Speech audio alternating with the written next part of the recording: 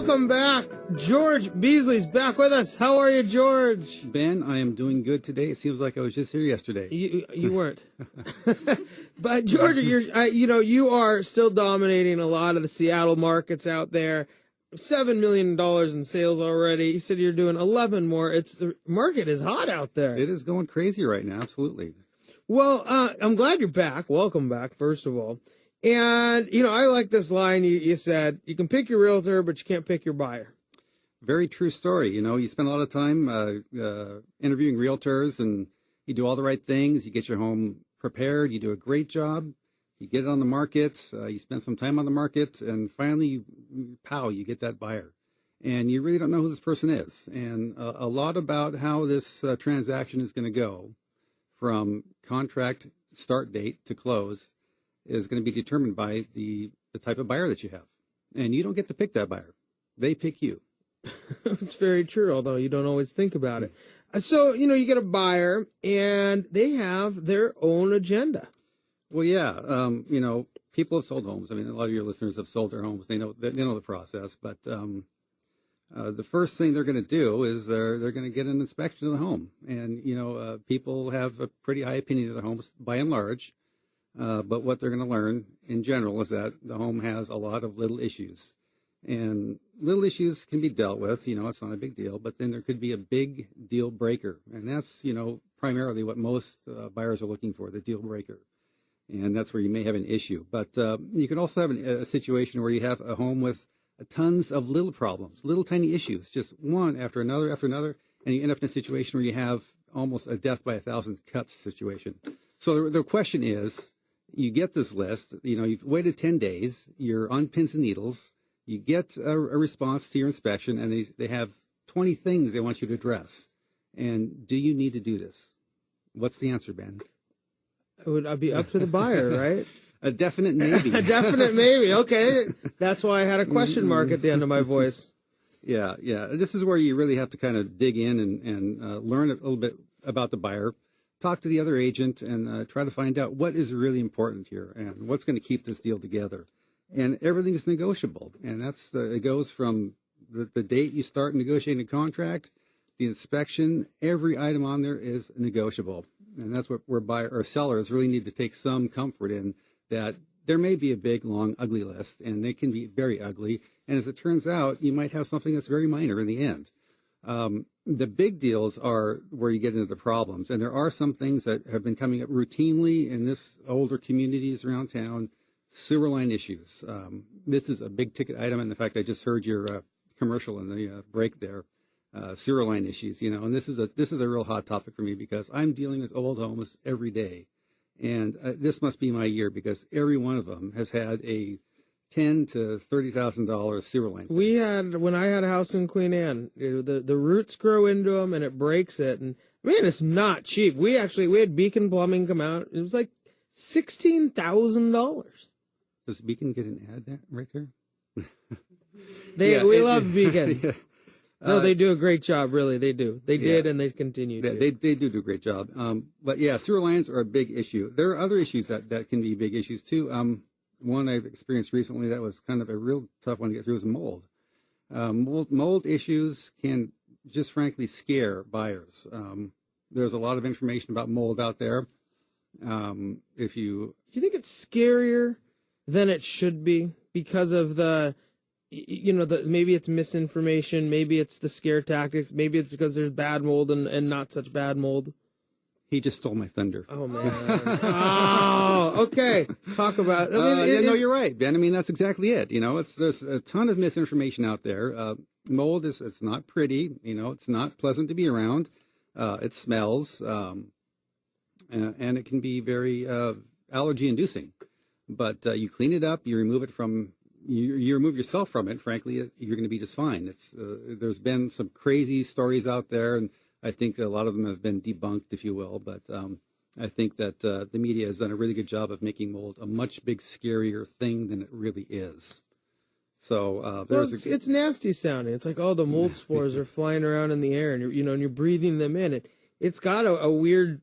I mean, it's nasty sounding. It is, yeah. But fortunately, there's some local companies that do a really great job at taking care of these mold issues. And it's not cheap, but they can do it. It's an issue that you can get through, providing good information gets back to the buyer and just basically calms them down.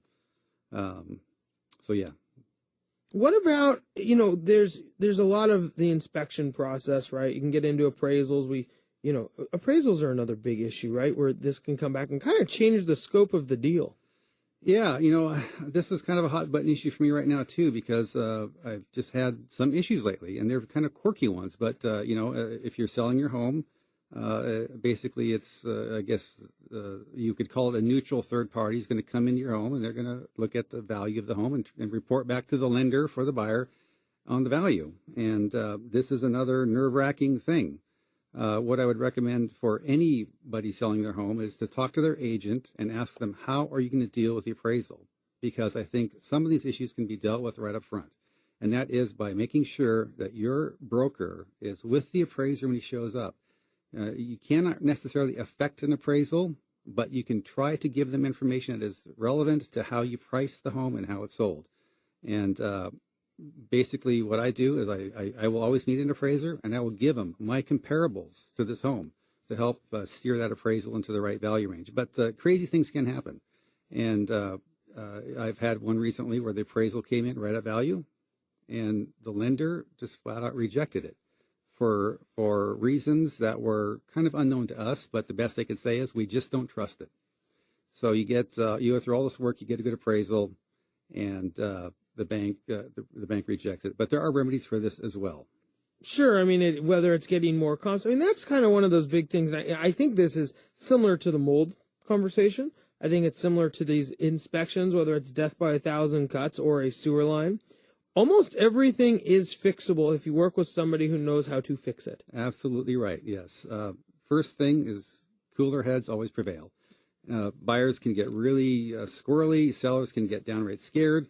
But this is where the brokers really need to take charge, handle the situation, do the right things in the right order to resolve the situations. And they can't always be overcome, but there's almost a remedy for every situation. So just, take some comfort in the fact that if you did get a low appraisal, there might be ways around it. Yeah, I think that's all very interesting because it's a stressful time. And then we always get the question, well, why did the appraisal come back at exactly what I bought it for? Well, because you bought it off the market, right? So you do get those kind of quirky things. Talk a little bit about also, we'd actually mentioned potential for downsizing and people doing that. What are some issues you're seeing with condos and people buying condos? Yeah, Dallas kind of brought this up in his segment, and I do a lot of condos, and I think if you own a condo and you're going to sell it, you definitely want to make sure you are working with a broker that knows your building, knows the condo market, because we're talking about inspections, the physical inspection of the property. In general, condos do not have too many issues, but the bigger issue is always going to be the resale certificate, and the lender is going to ask some very hard questions about the building. They want to know how many rentals are in the building. They're going to want to know if there's commercial space, how much commercial space is in the building. They want to make sure that the finances are good in the building. And you want to know about these things prior to putting your home on the market, because it could be a situation where you cannot get financed and you're in a situation where you need to sell your home flat out for cash. That's the only way it can be sold. This is one of those big things that I think can define a really professional real estate agent from not. And that would be if you're selling a condo and how much due diligence they're doing on the front end instead of, we get it all the time. They finally get a buyer and now they're going to the homeowners association for all the information. It hasn't been reviewed. And so what a mess that can be, because they're trying to sell something that can't maybe get financing, as you said. Absolutely. And working with the buyer side of things, we always take a very cautious approach with every building.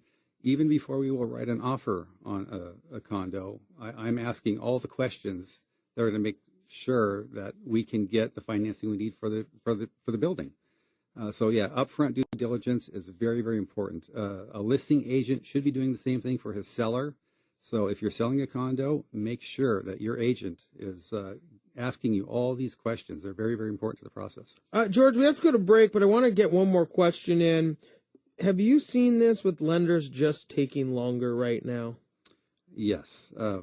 It's another hot button issue for me. But, yeah. I mean, it's a very frustrating process because, you're into, with condos particularly, they can go way beyond an actual planned closing date. Mm-hmm. So, if you're selling your condo, you look at that closing date very closely. If somebody's going to do a 30-day close, you better be very, very sure that this lender can do it. Yeah. But yeah, I just went close on recently. I went 45 days beyond the planned closing date. And in defense of all my fellow mortgage people, it's crazy what happened because you had this huge influx of mortgages come in, and it's just how fast things can get underwritten. I mean, there's only so many people touching them. George, we have to go to break, but stick around.